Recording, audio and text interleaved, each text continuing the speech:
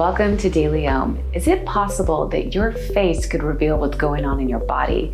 It may be with something called face mapping. It's a practice that involves reading the face to discover underlying health issues, things about your personality and your well-being. I'm about to meet with a professional face reader who's gonna let me know what my face has to say. Thank you so much for being here. What is face mapping? Face mapping is a tradition that's been in practice for well over 5,000 years, as far as we know. It hails from traditional Chinese medicine as one of the modalities. It also hails from Ayurvedic medicine.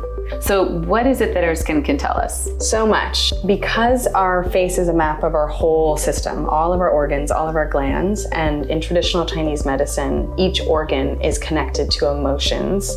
And so we're able to read the emotional body at the same time. So for example, upper cheeks are intestines. This is about processing.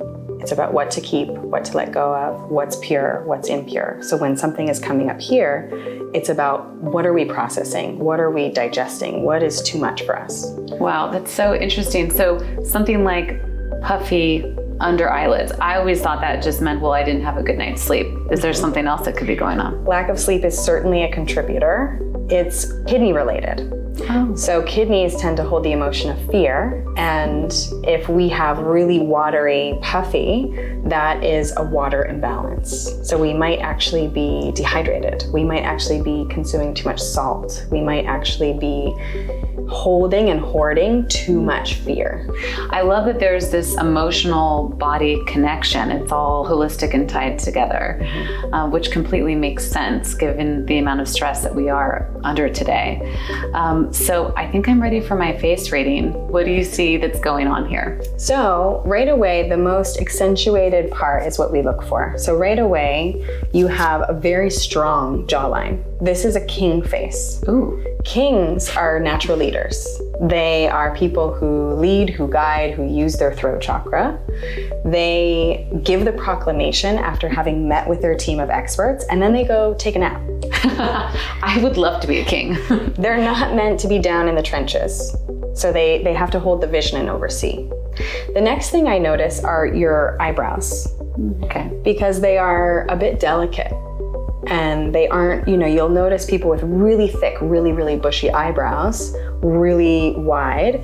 This is about having a really strong constitution, really like they can almost eat anything and be okay. You have a delicate constitution. You may not be able to eat almost anything, or it's about, emotional digestion. You may not be able to be in really crowded spaces or, engage for too long with too many people. I can tell you that is totally accurate. I'm very easily overstimulated. How can I treat it? What can I physically do to the face to help with that? Yes. So you can use fingers, or if you have a gua sha tool, you can just really lovingly and gently place on the brow bone, and then breathing long and deep, and just going really slowly, tracing all along the eyebrow, and then finishing out towards the hairline. We go really light and gentle right over the temple, which is spleen.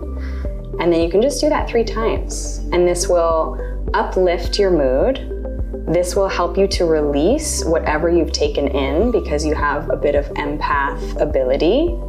And so when you've been in the really loud movie theater, or you've been in a big public space, you can move that energy out so it's not holding in the tissues. And then the breath helps release. Yeah, just those 3 strokes, I feel a lot more relaxed right now. Good. I'm letting go. If we even you out. Yeah, even me out. I'm letting go already. So what if somebody doesn't have access to a face reader? How can they practice this at home? Yes, I wrote a book, which is available anywhere, and it's very accessible, very digestible. There's a really great face map inside that helps you decode. And then there's a ton of different facial techniques and exercises. That's incredible. It's such a good skill to have, because when you're interviewing a nanny, when you're on a first date with somebody, when you're, CEO of a company and you're trying to pick your board of directors, it's so valuable to know how to speak to someone based on their face shape, because every face shape has a different language. And also how to read someone's face so that you have straight talkers, you have somebody who's honest, you have someone who's reliable, you have somebody who is generous of heart, and all of that can be read from the face. Wow, very powerful, and also just another great tool to put in our our well-being toolbox. So thank you again, Julie, for being here today. This was a remarkable conversation. I'm gonna go off to that crowded movie theater and see how it goes. And if you'd like to get more information on wellness practices, please visit us at dailyohm.com. See you soon.